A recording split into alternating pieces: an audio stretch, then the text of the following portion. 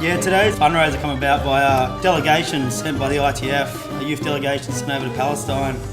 One of our comrades, Dan Crumlin, he was lucky enough to go, and he come back with the idea that we needed to do more for the Palestinian cause. The youth that we talked to from the General Union of Transport Workers were fantastic.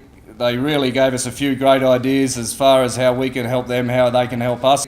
The actual occupation creates enormous hardship for the Palestinians, but on the positive note, the unions and the young workers and all workers over there are absolutely resolved in their fight for justice and peace, and we look forward to our ongoing commitment in supporting them.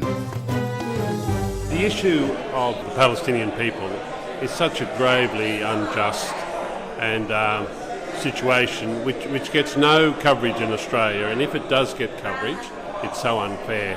There is not enough food, there is not enough medicine, there is not enough electricity, and people are suffering for many years, and we need political support to put the pressure on the war to stop this illegal siege against the population in Palestine. I mean, there are 2 kids being killed a week on average in the West Bank. There are 8,000 Palestinians who have been shot dead in extrajudicial murders since the year 2000. And houses are being demolished. It's an extraordinary tragedy, but in a way it's not news because it's happening every day. The core issue of Palestinian-Israeli conflict is Israeli occupation of Palestine.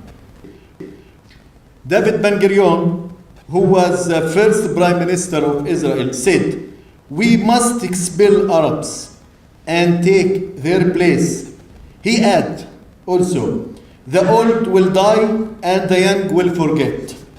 And after 68 years, we say in loud voice, we will never give up the right of return to Palestine according to international resolutions 149.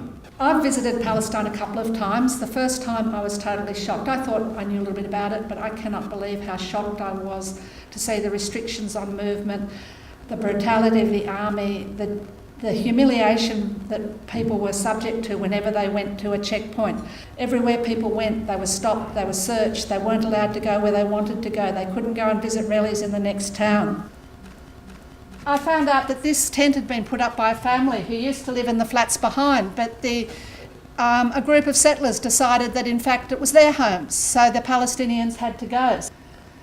This is a village in a rural area, and as you can see, the shacks aren't much because people aren't allowed to build proper houses. Still, they get demolished. In 2015, there were more than 450 structures, 514 people displaced, and since 1967, 48,488 homes have been demolished by the Israeli government. You can see the posh houses behind. That's an Israeli settlement, an illegal settlement on the West Bank. You can see the electricity wires going into the settlement. You don't see any electricity provided to the Palestinian homes. There's no water either. There's plenty of water at the Israeli settlement. So it's not like the infrastructure isn't there to give people what they need. It is there. This is a clear situation of apartheid where one ethnic group is getting privileges denied to the other. I went to a place called Douma. I met the uncle of the Dawabsa family, where a couple of young Israeli illegal settlers came in and threw some Molotov cocktails through the back window while they're sitting there. And the baby died, 18-month baby died, and then 2 weeks later the 2 young parents, 21 and 22, died. We sat in the flotsam and jetsam of a young aspirational life, taken away for no other reason that they were sitting on a bit of land that somebody else wanted, and that they were then stolen. The only way that Palestinians can be protected from this criminality, from this policy negligence, is to have their own free homeland, their own laws, their own resources, their own economy, and their own rights. We're against what the Israeli government is doing to the Palestinian people, creating a huge concentration camp. The massacres against Palestinians in Gaza is a crime. To impose illegal siege against civilians in Palestine is a crime. Around the world, ordinary people are standing up because the governments are not doing anything or enough. and Israel behaves with impunity, our Australian government record, both Labor and Liberal, has been shocking. So we have a job to do, and that's part of the point of this kind of meeting. And I have to say that the union movement around the world has been very, very good about this. So let me say a few words about BDS. It was established in 2005 by just about all of the Palestinian civil society groups. They called for a boycott. It's a human rights movement that stands on international law, and it's explicitly against all forms of racism, including particularly anti-Semitism. The solution to the Palestine problem is easy. Get the hell out of there. The occupation has to end. We know how to finish that one.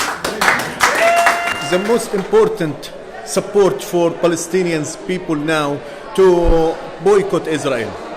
This is important because this state doesn't respect the human rights. And if we don't do something about it, we'll have lived through one of the worst human rights and civil rights abuses, as bad as South Africa, and that we would have been on the sidelines. And so we're here determined not to be on the sidelines. It's basically what we do. Because as Nelson said before he died, there's no peace in the world without peace in Palestine, and there's no freedom in the world without freedom in Palestine. Thanks very much.